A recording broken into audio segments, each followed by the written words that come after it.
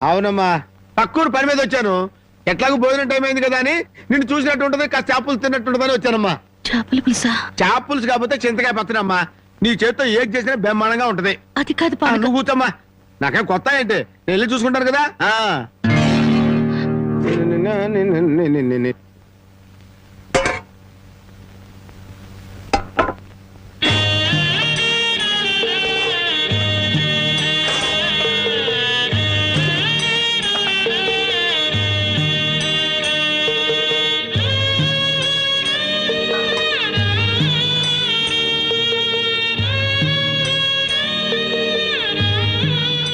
ఏమ్మా, అన్నం వండలేదా? వండటానికి ఏమీ లేదా?